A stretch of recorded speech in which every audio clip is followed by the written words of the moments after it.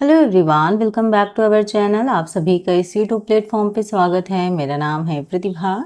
UGC net दिसंबर attempt की तैयारी करने वाले स्टूडेंट के साथ साथ असिस्टेंट प्रोफेसर की तैयारी करने वाले स्टूडेंट के लिए भी आज का सेशन होगा और यहाँ पर हम डिस्कस करेंगे आपके लॉन्ग एमसीक्यूज। मैं लॉन्ग इसलिए कह रही हूँ क्योंकि यूजीसी नेट में जिस तरीके के प्रश्न आपसे पूछे जाते हैं वो शॉर्ट माध्यम से कम ही होते हैं, लॉन्ग क्वेश्चन ज़्यादा होते हैं, यानी जैसे सीक्वेंस लगाने वाले या मिलान वाले, तो ऐसे क्वेश्चन बहुत ज़्यादा देखने को मिलते हैं। तो उस तरीके के प्रश्नों को आज के सेशन में हम डिस्कस करने वाले हैं। एंड इम्पॉर्टेंट चीज़ स्टूडेंट ये है कि आज जो मैंने टॉपिक चूज़ किया है वो है आपका चाइल्ड एंड ह्यूमन डेवलपमेंट, यानी बाल और जो आपका मानव विकास है वो आपका टॉपिक है, जिससे रिलेटेड कई सारे स्टूडेंट कह रहे थे कि मैम इससे रिलेटेड जो एमसीक्यूज हैं वो करवा दीजिए। तो यहाँ से आपका एक तरीके से चाहे आप अदर एग्जाम की भी तैयारी कर रहे हो तो भी आपको हेल्प मिलेगी।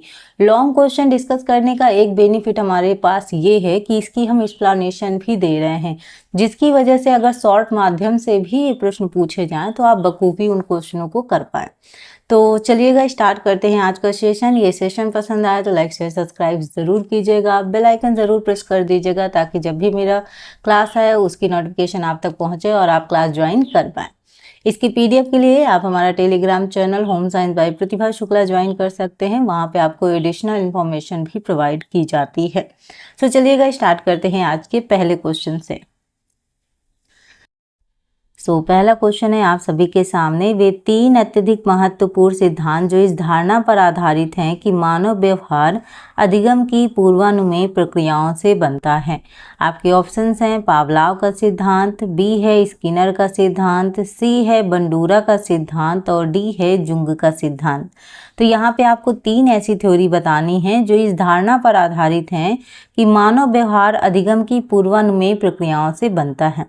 वैसे मुझे यहाँ पे कोड देना चाहिए था, यहाँ पे कोड नहीं है, फिर भी आप मुझे बताइएगा वो 3 थ्योरी कौन सी हैं। इनमें से 4 ऑप्शन में से एक ऑप्शन गलत होगा, बाकी 3 ऑप्शन आपके करेक्ट होंगे। अब बताइएगा इसका राइट आंसर क्या होगा। देखिएगा आज की क्लास की खास बात स्टूडेंट ये है कि जो आज हम क्वेश्चंस करेंगे उसकी डिटेल एक्सप्लेनेशन होगी, यानी जो भी हम मनोवैज्ञानिक के बारे में पढ़ रहे हैं उनकी थ्योरी आखिरकार आपसे क्या कहना चाहती है, उनकी थ्योरी में क्या चीज़ बताई गई है और थ्योरी किस चीज़ के बारे में है उस पर भी हम बात करेंगे। तो पहली बात तो हम देखते हैं कि इसका करेक्ट आंसर क्या है। करेक्ट आंसर है आपका ए, बी एंड सी, यानी पावलॉव का सिद्धांत, स्किनर का सिद्धांत और आपके बंडूरा का सिद्धांत। अब एक एक करके सभी जो मनोवैज्ञानिक हैं उनके बारे में थोड़ा सा अध्ययन कर लेते हैं। तो जैसे हम पावलॉव की थ्योरी के बारे में पढ़ें, जो पावलॉव का सिद्धांत है उनकी जो थ्योरी है वो है आपका क्लासिकल कंडीशनिंग थ्योरी। ठीक है, कौन सी? Classical conditioning. इन्होंने जो प्रयोग किया था वो किया था आपके कुत्तों पर। मतलब अगर जैसे मान लो कि जैसे खाना रखा है, ठीक है, और घंटी बजाई जाती है और घंटी की आवाज़ सुन के कुत्तों के अंदर लार निकलना शुरू हो जाता है, सलाइवा निकलना एक तरीके से शुरू हो जाता है।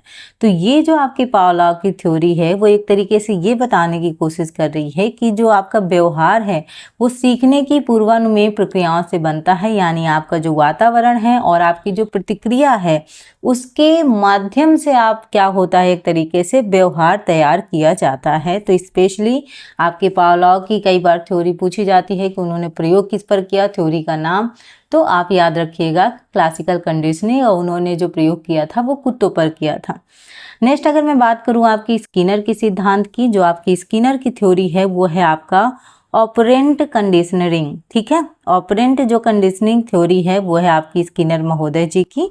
उन्होंने बताया कि पुरस्कार यानी रिइंफोर्समेंट और जो आपका दंड है यानी पनिशमेंट से व्यवहार सिखाया जाता है। तो देखो कई बार जो बच्चे सीखते हैं तो कई बार पुरस्कार के लालच में भी चीज़ें सीखते हैं और कई बार दंड के वजह से भी, दंड के डर से भी वो चीज़ सीखी जाती है। तो दोनों वो माध्यम है, यानी एक तरीके से बच्चा अगर कक्षा में अच्छा काम करे और उसे सराहना मिले, ठीक है, तो वह वही व्यवहार दोहराने की कोशिश करेगा। ये उन्होंने कहा, मतलब स्किनर की थ्योरी ये बताती है एक तरीके से। ठीक है, तो यहाँ पे अब अगर मैं बात करूँ आपके बंडूरा के सिद्धांत की, तो कई बार बंडूरा की थ्योरी और आपके वाइकोस्की महोदय जी की थ्योरी में कई सारे बच्चे कंफ्यूज होते हैं, क्योंकि सोशल चीज़ों से दोनों ही कनेक्ट हैं। अब यहाँ पे जो आपकी बंडूरा की थ्योरी है वो है आपका सोशल लर्निंग, ठीक है, क्या है आपकी सोशल लर्निंग थ्योरी है। और वहीं अगर मैं वाइगोस्की महोदय जी की बात करूं तो वह है सोशियो कल्चर थ्योरी। डिफरेंसेस है, मतलब उनका कल्चर भी शामिल है, ठीक है, और यहाँ पे केवल आपका सोशल है। तो याद रखिएगा जो बंडूरा की थ्योरी है वो सोशल लर्निंग थ्योरी है। उन्होंने बताया कि बच्चे दूसरों के व्यवहार को सीखकर और मतलब देखकर और अनुकरण कर कर सीखते हैं, मतलब जो वो बिहेवियर सीखेंगे वो देखकर सीखेंगे और अनुकरण कर कर सीखेंगे, ये उन्होंने चीज़ें कही हैं। बाकी अगर हम जुंग की बात करें, जो आपके जुंग हैं ये आपके मनोविश्लेषणात्मक जो सिद्धांत है उसके हैं, बल्कि ये एक तरीके से व्यक्तित्व और अचेतन मन के विकास पर ये ज़्यादा फोकस करते हैं, ना कि बिहेवियरिज्म पर, ठीक है। तो इसलिए ऑप्शन डी आपका करेक्ट नहीं है। बाकी जो ए, बी एंड सी हैं वो आपके राइट आंसर हैं। वो ऑन करते हैं अपने नेक्स्ट क्वेश्चन की ओर, जो क्वेश्चन नंबर 2 है। अब यहाँ पे आपको क्रम लगाना है। शिशु के जन्म के चरणों को सही क्रम में व्यवस्थित कीजिए। तो शिशु के जन्म के जो चरण हैं, जो स्टेप्स हैं, वो आपको अरेंज करना है, ठीक है। देखते हैं आपके फर्स्ट है आपका ट्रांजिशन, ठीक है। सेकंड है गर्भाशय ग्रीवा का फैलाव और विलोपन। थर्ड है धक्का देना। फोर्थ है सिर उभरना। फिफ्थ है प्लेसेंटा की डिलीवरी, ठीक है।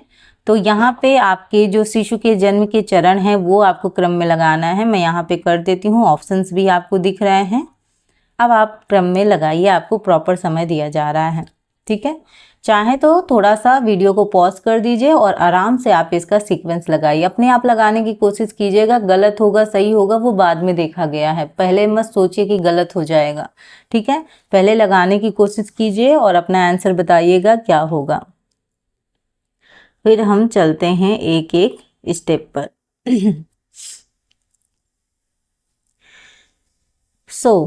यहाँ पे स्टूडेंट अगर हम बात करें तो आपका जो करेक्ट आंसर होगा वो क्या होगा। आई होप आप सभी ने अपना अपना आंसर दे दिया होगा। करेक्ट आंसर स्टूडेंट है आपका ऑप्शन बी, यानी 2, 1, 3, 4 एंड 5, यानी 2, 1, आपका 3, 4 एंड आपका 5, ठीक है। तो ये आपका क्रम लगेगा। यानी सबसे पहले अगर हम बात करें तो गर्भाशय ग्रीवा का फैलाव और विलोपन, ठीक है, यानी ये जन्म की जो प्रारंभिक अवस्था मानते हैं हम इसको, ठीक है। गर्भाशय ग्रीवा एक तरीके से पतली होती है। गर्भाशय ग्रीवा का फैलाव ताकि क्या हो, एक तरीके से जो शिशु है वो बाहर आ सके, इसलिए होता है, ठीक है। यहाँ पे जो मदर हैं उनको पेन ज़रूर होता है, एक तरीके से बच्चे के निकलने का जो रास्ता होता है वो तैयार हो जाता है। देन आपका जो होता है वो होता है आपका ट्रांजिशन, यानी ये दूसरी स्टेज है का अंतिम चरण होता है, जब गर्भाशय ग्रीवा पूरी तरह से फैल जाती है और बच्चा जन्म के लिए एक तरीके से रेडी हो जाता है, ठीक है। तो यहाँ पे एक तरीके से बात करें तो मतलब शिशु जल्दी बाहर आने की कोशिश करता है, एक तरीके से आप इतना समझ सकते हैं। देन अगर उसके बाद मैं बात करूँ तो धक्का देना, ठीक है, पुश करना। तो माँ को सक्रिय रूप से धक्का देना पड़ता है और ये बच्चे को जन्म देने की प्रक्रिया का एक अगर कहा जाए तो मतलब इम्पॉर्टेंट समय होता है, ठीक है। एंड उसके बाद अगर हम बात करें तो आपका होगा 4th नंबर पे सिर उभरना, ठीक है। तो यहाँ पे बच्चे का जो सिर है वो सबसे पहले बाहर आता है, फिर जो आपका बाकी का जो बॉडी पार्ट है वो बाहर आता है, मतलब सबसे पहले आपका क्या आएगा, सिर बाहर आएगा। तो ये जन्म की सबसे इम्पॉर्टेंट होता है, क्योंकि यहाँ पे अगर थोड़ा सा भूल चूक हो गई तो बहुत बड़ी प्रॉब्लम क्रिएट हो जाती है, ठीक है। एंड देन अगर हम बात करें आपके 5th का तो प्लेसेंटा की डिलीवरी, यानी बच्चा जन्म लेने के बाद प्लेसेंटा बाहर निकलता है, यानी इसे हम एक तरीके से लाइफ लाइन ऑफ बेबी भी कहते हैं। क्या कहते हैं, लाइफ लाइन ऑफ बेबी भी कहते हैं, क्योंकि ये बच्चे में गर्भ में एक तरीके से पोषण देने का कार्य करता है, ठीक है। तो ये एक तरीके से अंतिम चरण होता है, इसे आफ्टर बर्थ भी कहा जाता है। तो इस तरीके से आपका क्या लगेगा, पूरा इसका क्रम लगेगा, ठीक है। सो ऑप्शन बी आपका करेक्ट होगा। आई होप आपको चीज़ें समझ में आई होंगी। नेक्स्ट करते हैं आपका क्वेश्चन। सो नेक्स्ट क्वेश्चन है आपका, निम्नलिखित में से किन किन सिद्धांतवादियों ने व्यवहारवाद में योगदान दिया। तो आपको व्यवहारवाद जो सिद्धांत करता है या मनोवैज्ञानिक है उनको आपको बताना है। आपके ऑप्शंस हैं पावलोव, बी है स्किनर, सी है वॉटसन और डी है वेट। तो निम्नलिखित में से किन किन सिद्धांतवादियों ने व्यवहारवाद में योगदान किया, मतलब बताइएगा। तो आपका इजी है ए, बी एंड आपका सी। ऑप्शन जो डी है वो आपका क्या है, करेक्ट आंसर है ए, बी एंड सी। वेट को हटा दीजिए, आपका पावलोव, आपके स्किनर एंड आपके वॉटसन। आपका डी ऑप्शन गलत है। तो पावलोव में हमने ऑलरेडी आपसे पढ़ा कि क्लासिकल कंडीशनिंग के प्रसिद्ध हैं, ठीक है, और इन्होंने दिखाया कि सिर्फ स्टिमुलस और जो रिस्पॉन्स है उससे हम व्यवहार सीख सकते हैं। कुत्ते में घंटी, देन खाना, देन सलाइवा का बाहर निकलना, तो एक तरीके से ये था। स्किनर वाला भी हमने देखा कि जो आपका ऑपरेंट कंडीशनिंग के जनक हैं, पुरस्कार और जो आपका दंड है उसके व्यवहार से सीखा जा सकता है, उन्होंने ये चीज़ कहा। एंड अगर मैं यहाँ पे बात करूँ आपके वॉटसन की, तो ये भी हैं आपके, ठीक है, बिहेवियरिज्म, तो इसके पिता कहा जाता है। और इन्होंने कहा कि सभी व्यवहार पर्यावरण और अनुभव पर आधारित होते हैं। तो इन्होंने किस पर जोर दिया, आपका पर्यावरण और जो आपका अनुभव है यानी इन्वायरमेंट और जो आपका एक्सपीरियंस है उससे सीखा जाता है, ना कि जन्मजात। तो उन्होंने कहा कि ऐसा नहीं कि सारे जो बिहेवियर हैं वो आपके जन्मजात ही सीखे जाते हैं। उन्होंने जन्मजात पे इतना फोकस नहीं किया है, उन्होंने स्पेशली फोकस किया है कि जो व्यवहार सीखा जाता है वो आपके इन्वायरमेंट और जो आपकी एक्सपीरियंस है, जो आपका अनुभव है, उससे सीखा जाता है, ठीक है। तो इनका जो प्रसिद्ध प्रयोग है वो लिटिल अल्बर्ट एक्सपेरिमेंट है, जो छोटे बच्चे में डर का एक कंडीशनिंग रिस्पॉन्स एक तरीके से बनाया है। तो यानी एक तरीके से यहाँ पे बात करें तो तीनों जो आपके ऑप्शंस हैं वो आपके करेक्ट हैं, ठीक। चलिएगा, नेक्स्ट है क्वेश्चन नंबर 4। एक व्यक्ति की युक्ति संगत रूप से सोचने और समस्याओं का समाधान करने की क्षमता किसका अंग है।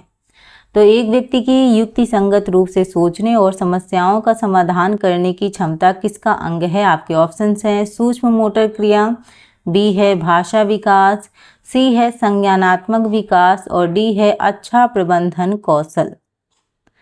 बताइएगा इसका जो आपका करेक्ट आंसर होगा वो क्या होगा।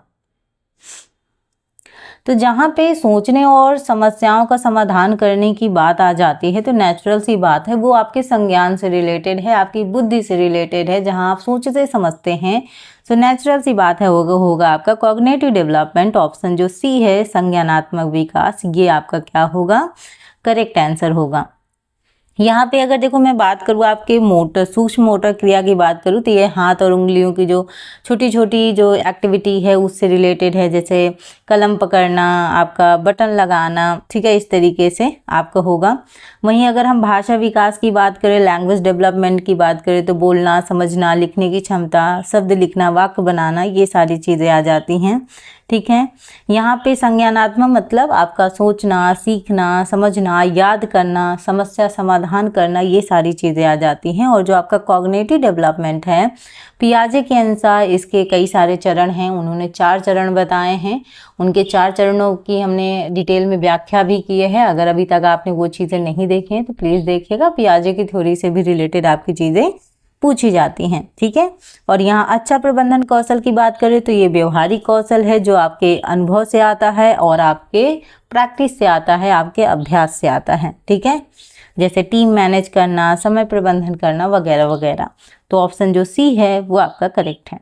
चलिएगा नेक्स्ट, बच्चों में भाषा के विकास का अनुक्रम निर्धारित करें। तो बच्चों में जो भाषा विकास का अनुक्रम है वो आपको निर्धारित करना है, सीक्वेंस आपको लगाना है।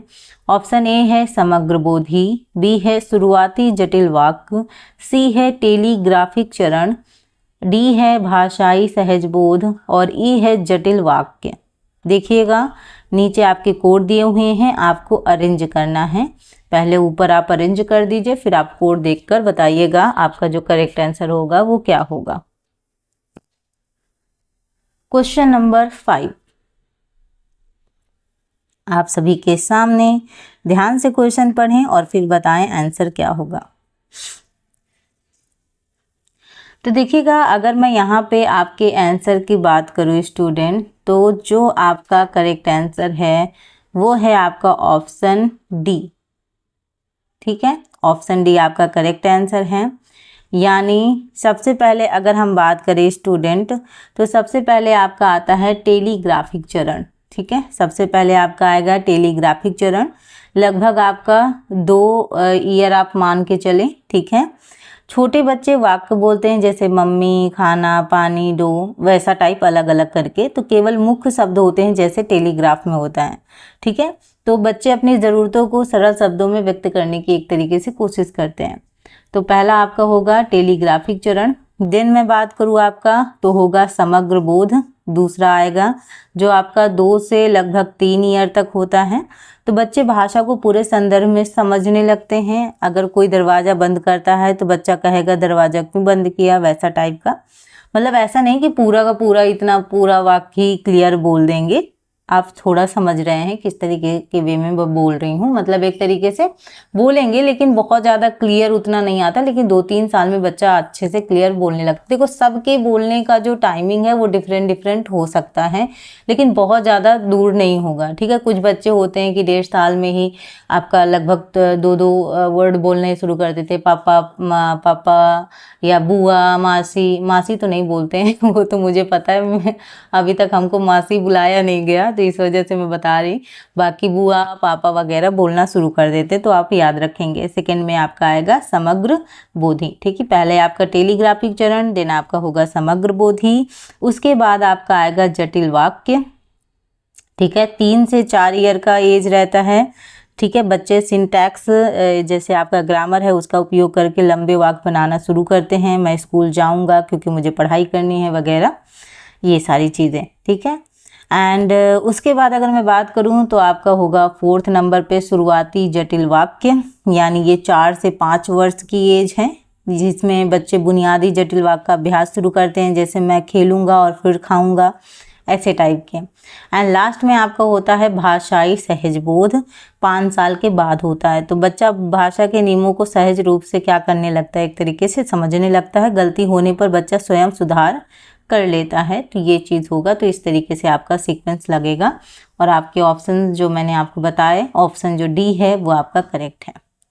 ठीक, चलिएगा नेक्स्ट क्वेश्चन है आपका, शैशवावस्था में विकास के सोपानों का अनुक्रम निर्धारित करें। तो आपका जो शैशवावस्था है उसमें विकास के सोपानों का अनुक्रम निर्धारित करना है। आपके ऑप्शंस हैं सामाजिक मुस्कान, बी है बिना सहारे के बैठना, सी है अधोन्मुख से ऊर्ध्वमुख में पलटना, डी है उठकर खड़ा होना और ई है सीढ़ियाँ चढ़ना।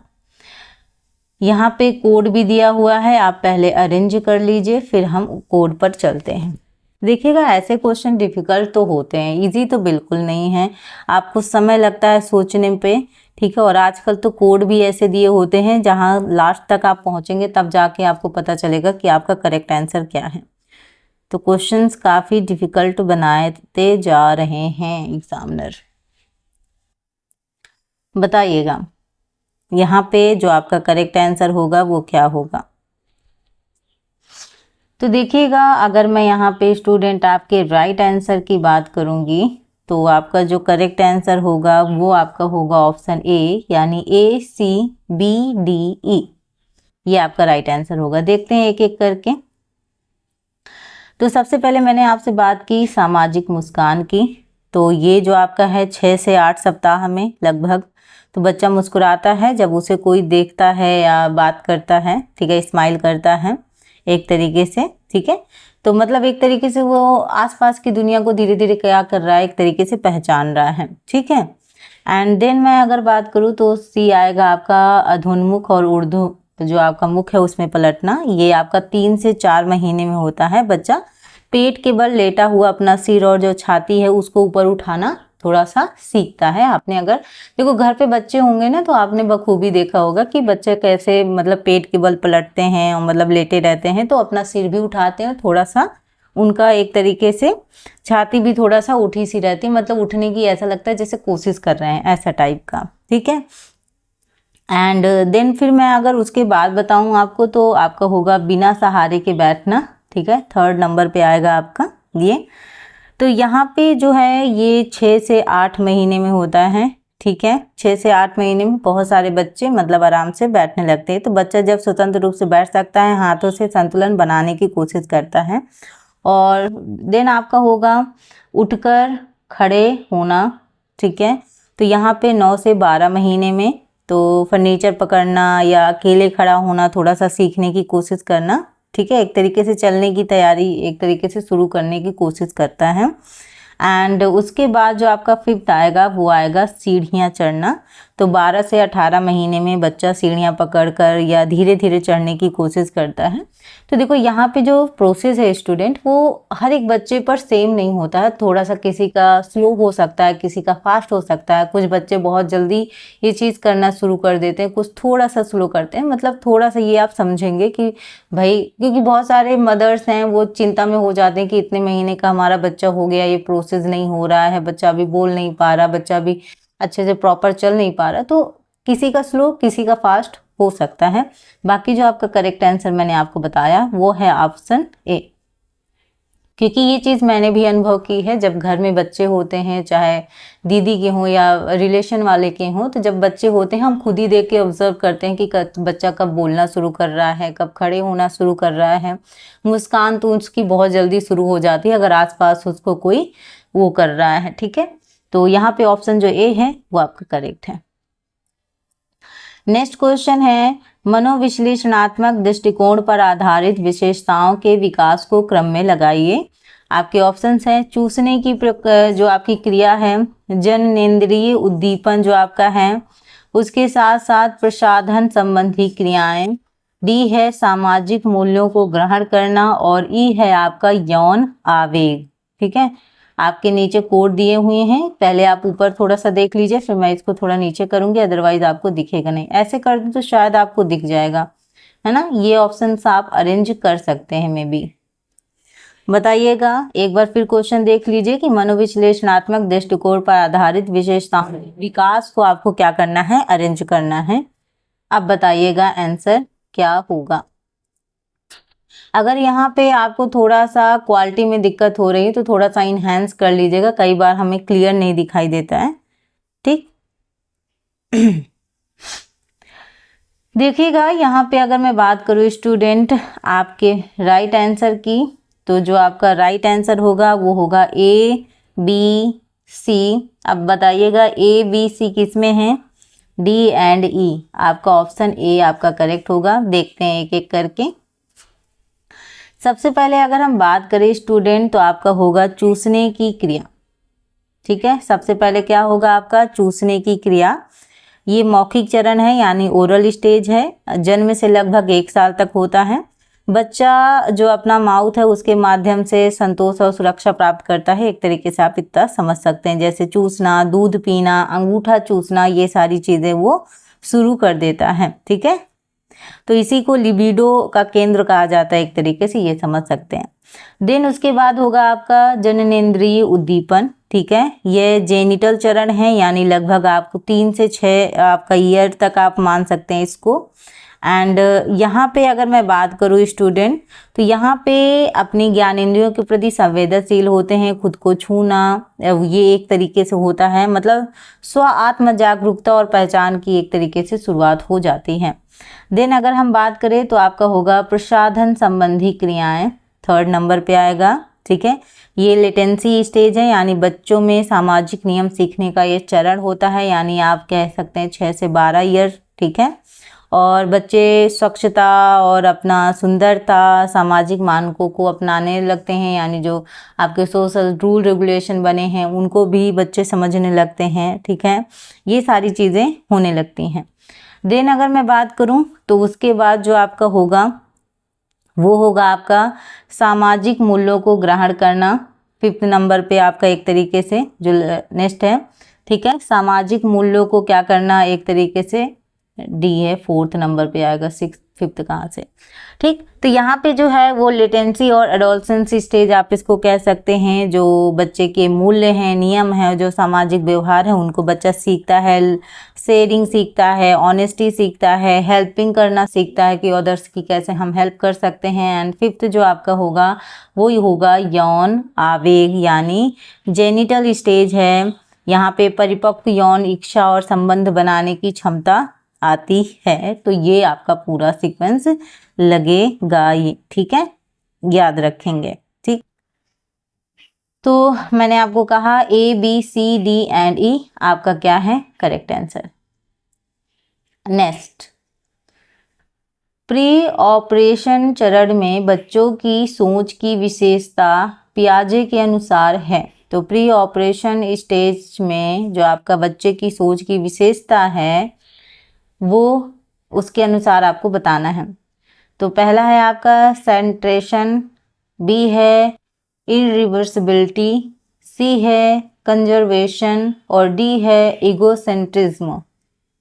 तो यहाँ पे आपके कोड दिए हैं, पहले बताइएगा इसका आपका क्या होगा।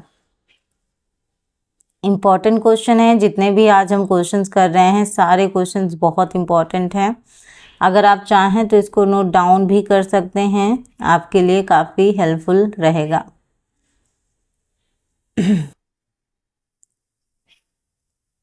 तो यहाँ पे जो आपका प्री ऑपरेशनल जो आपका स्टेज है, ठीक है, उसके बारे में आपसे पूछा गया है। तो सबसे पहले अगर हम बात करें तो आपका होगा, देखो सबसे जो ए ऑप्शन है वो सही है यानी सेंट्रेशन। यह पियाजे की प्री ऑपरेशनल स्टेज की विशेषता नहीं है। एक तरीके से बात करें तो सेंट्रेशन का अर्थ है कि एक ही प्रकार की जानकारी को बार बार दोहराना जो मुख्य रूप से परसेप्शन से जुड़ा है, इसलिए इसे छोड़ दिया जाता है। ठीक है, वहीं अगर हम इनरिवर्सिबिलिटी की बात करें तो ये आपका करेक्ट है। ठीक है, तो ए आपका करेक्ट नहीं है, इसको पहले हटा दें। तो ये जो होती है ये 2 से 7 ईयर तक होती है। बच्चा मतलब एक तरीके से बच्चा सोच में परिवर्तन को पलट नहीं सकता, एक तरीके से रिवर्सिबिलिटी आपकी नहीं आती है। ठीक, तो यहाँ पे जैसे हम लोगों ने उदाहरण दिया था कि भाई अगर बच्चे को 2 गिलास में पानी दिया जाए, एक चौड़े गिलास में दिया जाए, एक लंबे गिलास में दिया जाए, तो उसे लगेगा कि लंबे गिलास में पानी ज़्यादा है ना। वो ये नहीं समझ पाएगा कि नहीं दोनों में बराबर पानी डाला गया है, तो वो उसके अंदर वो चीज़ नहीं आ पाती। ठीक है, ये आप याद रखेंगे।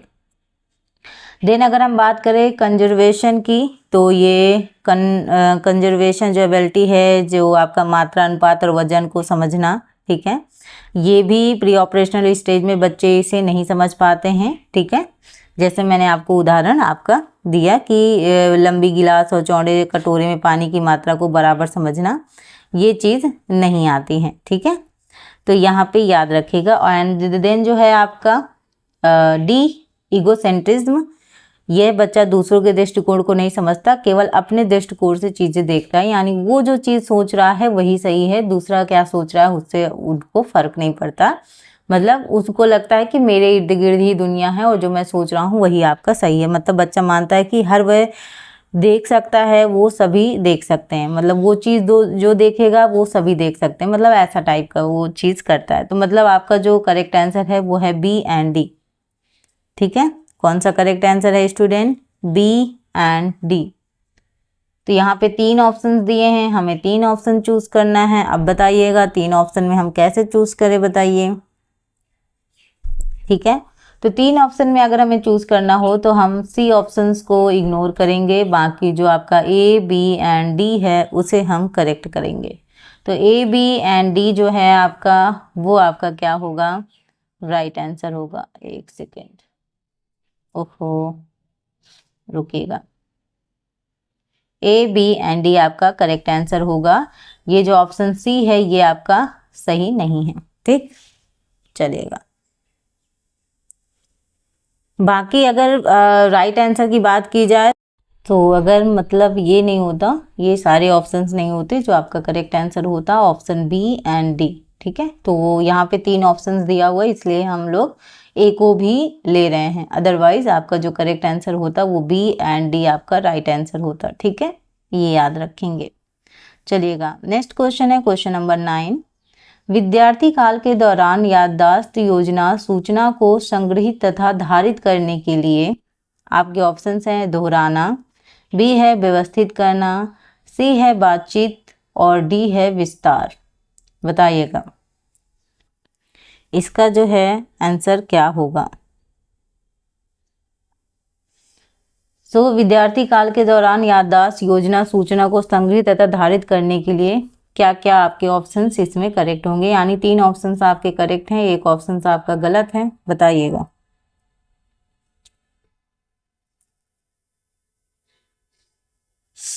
तो यहाँ पे अगर हम बात करें तो आपका होगा जैसे दोहराना, रिहर्सल, ठीक है। तो जो है आपका ये याद रखने की सबसे प्राथमिक रणनीति है। किसी चीज़ को अगर आप दोहराएंगे तो आपको ज़्यादा याद होगा। पढ़ाई करते समय भी अगर हम कोई चीज़ बार बार पढ़ रहे हैं, बार बार दोहरा रहे हैं, रिपीट कर रहे हैं, तो ये थोड़ा सा आपको हमेशा और एक तरीके से लॉन्ग टर्म तक आपको एक तरीके से याद रहता है। देन आपका अगर हम बात करें तो आपका व्यवस्थित करना भी होगा, यानी ये जानकारी को एक तरीके से संगठित करके एक तरीके से, ये एक तरीके का प्रोसेस होता है, मतलब एक तरीके से व्यवस्थित करना, मतलब किसी चीज़ को आप ऑर्गेनाइज तरीके से चीज़ें कर रहे हैं, ठीक है। तो यहाँ पे ये याद रखेंगे। एंड जो आपका नेक्स्ट है, ठीक है, वो है आपका विस्तार। तो ये जानकारी को अधिक विवरण और उदाहरण जोड़कर समझाना, मतलब थोड़ा सा आप एग्जाम्पल भी साथ में क्या कर रहे हैं, ऐड कर रहे हैं, ताकि जो सेंटेंस हैं वो आपको और अच्छे से याद रहें। तो आपका जो है option A, B and D आपका करेक्ट होगा। बाकी जो आपका बातचीत है ये आपका नहीं है इसमें, ठीक है। ये सीखने और याद करने की सही रणनीति नहीं होती कि आप बातचीत करके, कन्वर्सेशन करके आप बेहतर तरीके से सीख पाएँ, बल्कि जो आपके तीनों ऑप्शंस हैं वो आपके करेक्ट हैं। तो ए, बी एंड जो डी है वो आपका करेक्ट है। ए, बी एंड डी कहाँ है भाई? ए, बी, डी ऑप्शन बी में चलेगा। ऑप्शन जो बी है वो आपका है करेक्ट आंसर। बढ़ते हैं नेक्स्ट क्वेश्चन की ओर। एंड नेक्स्ट क्वेश्चन है आपका, प्रेरणा के लिए आवश्यकताओं के अधिक्रम के मैस्लो के सिद्धांत के अनुसार निम्नलिखित को व्यवस्थित कीजिए। तो प्रेरणा के लिए जो आवश्यकताएं हैं उसके अधिक्रम के जो आपका मैस्लो है उसकी थ्योरी के अनुसार आपको व्यवस्थित करना है। आपके ऑप्शंस हैं सुरक्षा और संरक्षा, ठीक है। बी है सामाजिक आवश्यकताओं जैसे मित्रता और परिवार। थर्ड है आपका शरीर क्रियात्मक आवश्यकताएं, हवा और पानी। एंड आपका फोर्थ है स्वप्रत्यक्षीकरण, सृजनात्मकता और समस्या समाधान। एंड नेक्स्ट है आत्मसम्मान यानी आत्मविश्वास और उपलब्धि। अब आपको बताना है इसका जो कैसे आपको अरेंज करना है, क्रम में व्यवस्थित करना है आपको। बताइएगा इसका आंसर क्या होगा, ठीक है। तो यहाँ अगर हम बात करें तो सबसे पहले आपका होगा शरीर क्रियात्मक आवश्यकताएं, हवा और पानी, ठीक है। सबसे नीचे का स्तर है, बेस है। तो जीवन की जो बुनियादी आवश्यकताएं हैं, भोजन, पानी, हवा, नींद, ये सारी चीज़ ज़रूरी है। तो अगर यह स्तर पूरा नहीं होगा तो कोई भी जो हमारा आगे का जो चीज़ें हैं, आगे का जो प्लान है वो सब मतलब कोई फ़ायदा ही नहीं भाई। हवा, पानी, जो आपके लिए भोजन, ये सारी चीज़ें ज़रूरी हैं। तो पहला तो आपका यही होगा। एंड अगर मैं देन उसके बाद अगर मैं बात करूं तो आपका क्या होने वाला है, सुरक्षा और संरक्षा आपका सेकंड में आएगा, ठीक है। तो यहाँ पे जो आपका है ये उम्र के सभी चरणों में इम्पॉर्टेंट है, यानी घर की सुरक्षा, स्वास्थ्य, स्थिरता, आर्थिक सुरक्षा, ये सारी चीज़ें हैं। यानी साइकोलॉजिकल नीड पूरी होने के बाद सुरक्षा की ज़रूरत होती है, ये आप याद रखेंगे। देन है आपका थर्ड नंबर पे आपका सामाजिक आवश्यकता यानी मित्रता और परिवार। उसके बाद आपको बच्चों और युवाओं में दोस्ती, परिवार समूह का समर्थन, ये सारी चीज़ें इंपॉर्टेंट होती हैं। प्यार, अपनापन, ठीक है, एक्सेप्टेंस वगैरह, लव वगैरह, ये सारी चीज़ें ज़रूरी होती हैं। एंड उसके बाद अगर मैं बात करूं तो आपका आत्मसम्मान, ठीक है, ये आपका क्या आएगा फोर्थ नंबर पे, आत्मसम्मान यानी आत्मविश्वास और आपका उपलब्धि, यानी व्यक्ति अपने आप में विश्वास और सम्मान महसूस करना चाहता है, उसे सम्मान चाहिए, ठीक है। ये सारी चीज़ें आपके लिए ज़रूरी हैं, ठीक है। तो यहाँ पे आएगा। एंड मैं लास्ट में जो आपका आएगा वो आएगा स्वप्रत्यक्षीकरण जो है वो आपका आएगा, यानी सृजनात्मकता और समस्या समाधान एक तरीके से। और ये सबसे एक तरीके से क्या है, हायर है, सबसे ऊंचा वाला आपका क्या है, एक तरीके से पोजीशन है, ठीक है। यानी व्यक्ति अपनी पूर्ण क्षमता का विकास करता है, सृजनात्मकता और जो आपकी प्रॉब्लम सॉल्विंग एबिलिटी है वो सारी चीज़ें। तो इस तरीके से आपका मतलब स्टेप बाय स्टेप चीज़ें लगेंगी, ठीक है। आई होप आपको चीज़ें समझ में आ रही हैं। तो यहाँ पे जो आपका करेक्ट आंसर होगा स्टूडेंट, वो क्या होने वाला है, वो आपका होने वाला है ऑप्शन, यस, ऑप्शन बी आपका करेक्ट होगा। थर्ड, फर्स्ट, सेकेंड, ठीक है, इससे आपका स्टार्ट होगा। तो आपका सेकेंड जो है आंसर वो आपका क्या है, करेक्ट है। आई होप आपको ये क्वेश्चन समझ में आया होगा। मतलब आपके लिए जो मेन आवश्यकताएं हैं कौन कौन सी इंपॉर्टेंट है, स्टार्टिंग से लेकर आपको लास्ट तक सेट करना था, वही मैंने आपको बताया कि पहले आप जो हमारे लिए हवा पानी जो हमारी नीड है, सबसे पहले हम उन्हें पूरा करेंगे, फिर उसके बाद हमारी सिक्योरिटी है, हमारी सुरक्षा है, देन आप फिर उसके बाद फैमिली बनाते हैं, आपके लिए परिवार मित्र वगैरह ज़रूरी होते हैं, देन आत्मसम्मान आपके लिए ज़रूरी होता है, और लास्ट में आपका होता है स्व प्रत्यक्षीकरण। तो ये चीज़ें आपका पूरा का पूरा क्रम अरेंज होता है। आई होप स्टूडेंट आज का सेशन आपने एंजॉय किया होगा। बेसिकली यहाँ पे मैं क्वेश्चन तो और भी करा सकती हूँ, क्वेश्चंस हम और भी लेकर आए हैं, लेकिन क्वेश्चंस कराने का मतलब ये नहीं है कि हम लगातार वो चीज़ करें। बात ये है स्टूडेंट की कम समय में ज़्यादा से ज़्यादा चीज़ें डिस्कस करने से कोई फ़ायदा नहीं है। आप आराम से रिलैक्स होकर क्वेश्चन करें, क्योंकि जितने क्वेश्चंस करें आपको समझ में आने चाहिए। जैसे आज हमने 10 क्वेश्चंस किए, क्वांटिटी में आपको लग रहा होगा कि 10 क्वेश्चन से क्या ही होगा मैम, लेकिन यहाँ पे हमने फुल एक्सप्लेनेशन के साथ आज का जो सेशन है उसको डिस्कस किया है, और आगे भी हम ऐसे ही इंपॉर्टेंट क्वेश्चंस करते रहेंगे। तो अगर आप यूजीसी नेट की असिस्टेंट प्रोफेसर जैसे एग्जाम्स की तैयारी कर रहे हैं तो ये क्वेश्चंस आपको बहुत हेल्प करने वाले एग्जाम में।